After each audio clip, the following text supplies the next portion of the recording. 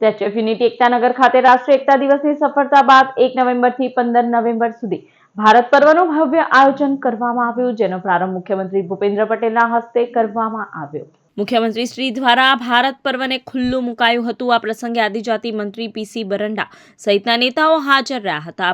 ભારત પર્વમાં અલગ અલગ રાજ્યોના હેન્ડીક્રાફ્ટ સ્ટોલ અને વ્યંજનોના સ્ટોલ લગાવવામાં આવ્યા છે, જેની મુખ્યમંત્રીએ મુલાકાત કરી કેટલાક વ્યંજનો ચાખ્યા પણ હતા, જેમાં ગ્રીન સલાડ સહિતની વસ્તુઓ આરોગી હતી। ભારત પર્વના વિવિધ સ્ટોલની મુલાકાત બાદ સાંસ્કૃતિક કાર્યક્રમ પણ ખુલ્લો મુકાયો હતો। આસામ, ઉત્તરાખંડ, ગુજરાત, ઓડિશા, કર્ણાટક, ઉત્તરાખંડ સહિતના દેશોના રાજ્યોમાંથી સ્ટ્રીટ ફૂડ અને સાંસ્કૃતિક કાર્યક્રમો યોજાઈ રહ્યા છે, જેનો મોટી સંખ્યામાં પ્રવાસીઓ મુલાકાત કરી ખરીદી કરી રહ્યા છે। આ ભારત પર્વમાં રોજ દેશના અલગ અલગ રાજ્યના લોકો પોતાની કૃતિ રજૂ કરશે, જે 15 તારીખ સુધી પ્રવાસીઓ માટે નિઃશુલ્ક જોવા મળશે।